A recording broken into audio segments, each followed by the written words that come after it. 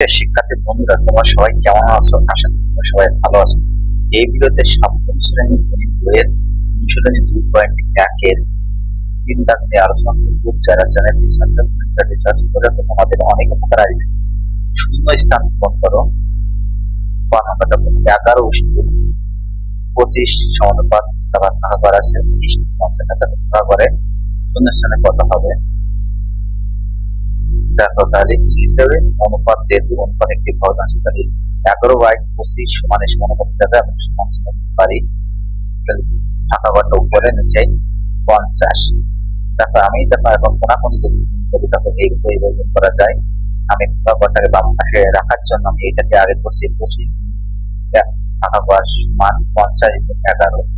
তাহলে এখানে 25 না থাকাছে ডান পাশে একটি ভাগ হয়ে যাচ্ছে। দেখো এখানে 50/11/25 যেটা কাটাকাটি করে দেখো কত আছে? 25 তাহলে 11×22। তাহলে দেখো এখানে উত্তর কত ভাগ করে কত হয়েছে? 22। আশা করি তোমরা এটি বুঝতে পেরেছো। 6 নম্বর দেখো 7 ভাগ সমানুপাত 8:64। তাহলে দেখো 7/ভাগাবার সমানুপাতের সমান ছিল 8/64। এখন কোনাকুনি কি করছে দেখো, এটা ভাগাবার গুণ 8, 7×64 আর 8 ভাগ হয়ে যাচ্ছে। দেখো 8 একটা 8, 8 8 64। তাহলে কত আছে? 8। তাহলে সমান 8 7 7 56। তাহলে ভাগাবারে কত আছে? 56। আশা করি তোমরা এটি বুঝতে পেরেছো।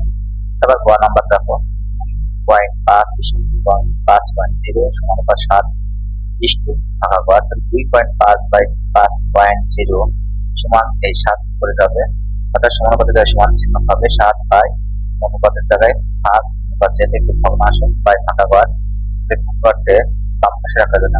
এটাকে এবার বাম পাশে ভাগাবার 25, তারপর 50/7 অর্থাৎ 7×50। তাহলে দেখো ভাগাবার বাই সমান 7 50/25 দেওয়া হয়েছে। 25 50 কত? 7×14 ভাগ করে কত হবে? 14। আশা করি তোমরা এটি বুঝতে পেরেছো। তারপরে দেখো 1/3 1/5 অনুপাত ভাগাবার 7/10। 1/3 এটাকে অর্থাৎ 1/5 সমান ভাগাবার বাই 7 এবং ভাগ তারপর 7/10। এখন দেখো এটাকে লিখে গেলে কত হচ্ছে? দেখো যেহেতু ভাগ আকার রয়েছে 3 উঠে যায় কত হচ্ছে? 5 বাই কত 1 তারিখ উঠে যায়, যেহেতু আকার উঠে যায় 1 কেটে যাচ্ছে 5/3।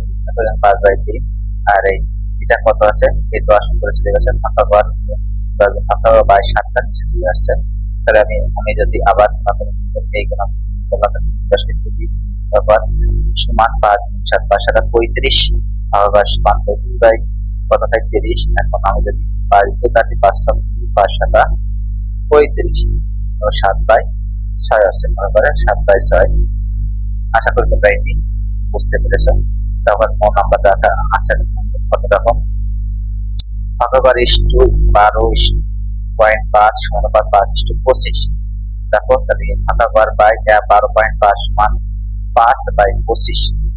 এখন দেখো কোন ভাগাবার বাম পাশে রাখলে আমি এই একটা বাম পাশে রাখলে ভাগাবার 25 সমান এই 5×12.5। এখন ভাগাবার সমান যেহেতু এখানে ভাগ আছে ডান পাশে ভাগ হয়ে যাচ্ছে 5×12.5/25।